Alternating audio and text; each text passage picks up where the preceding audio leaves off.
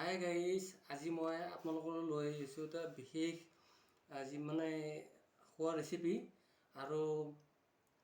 আৰু আপোনালোকলৈ এই শাওণ মাহৰ শেষৰ সোমবাৰটো, গতিকে ইয়াত কোনো ধৰণৰ মাছ মাংস নাই আৰু ইয়াত আছে মোৰ কৰ্দৈ টেঙাৰ এইটো চাই লওক, এইটো কৰ্দৈ টেঙাৰ টক আৰু এইটো হৈছে দালি আৰু এইটো হৈছে বেঙেনা আৰু এইটো হৈছে ভাত। গতিকে আপোনালোকে আজি শাওণ মাহৰ শেষৰ সোমবাৰৰ দিনাই আপোনালোকে কি খালে জনাব কমেণ্টত আৰু নিশ্চয়। আৰু মই এয়া দেখুৱাইছোঁ আপোনাক মই কি খাম। গতিকে ষ্টাৰ্ট কৰিছোঁ।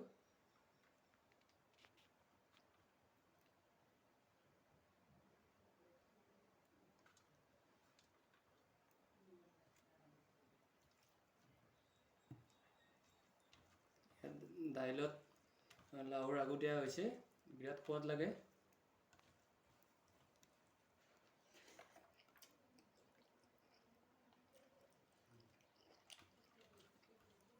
বিৰাট মস্তি হৈছে আৰু টকটো। আমাৰ লোকেল বেঙেনা।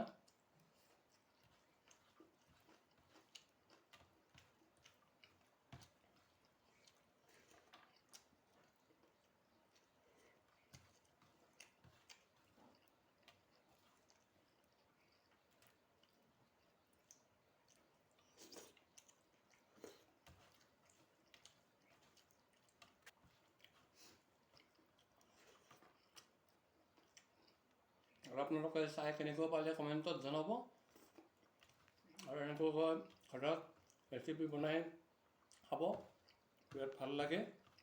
আৰু ৰঙালাওৰ আগ দালিত দিলে বিৰাট টেষ্টি হয়।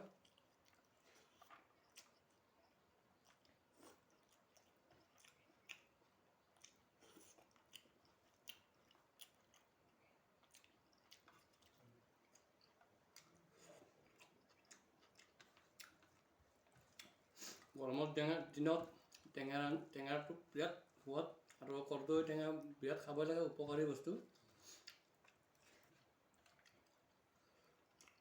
আৰু যিসকল মানুহৰ আমাৰ জণ্ডিছ বা কিছুমান বেমাৰত ভুগি আছে, তেওঁলোকে এই যিটো কৰ্দৈ টেঙা সেইটো হয় বইল কৰি খাব লাগে, নহ'লে এনেকুৱাকৈ বনাই খাব লাগে।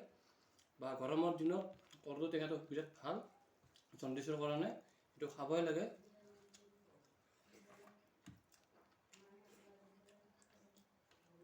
টেঙাটো এনেই কুটি খালেও ভাল,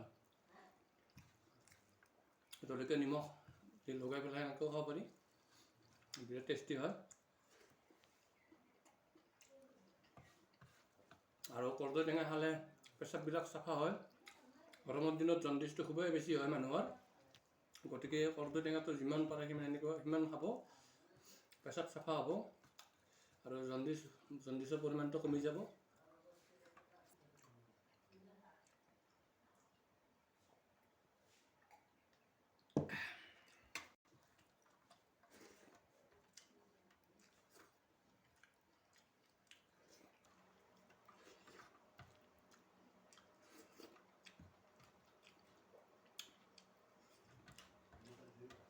টেঙাটো বিৰাট সোৱাদ হয় আৰু আপোনালোকে খাই চাব, বিৰাট সোৱাদ লাগে কৰ্দৈ টেঙাটো।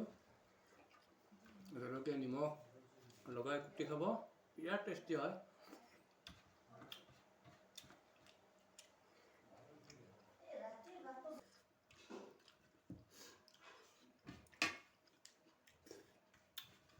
টেঙা আঞ্জা থাকিলে মই পূৰা চাফা কৰি দিওঁ কাঢ়ি। চাওক, পূৰা শেষ কৰি দিলোঁ।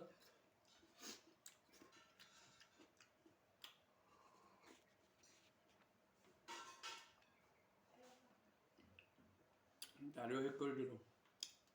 গতিকে আজিলৈ এৰিলোঁ আৰু আপোনালোকে কেনেকুৱা পালে কমেণ্টত জনাব।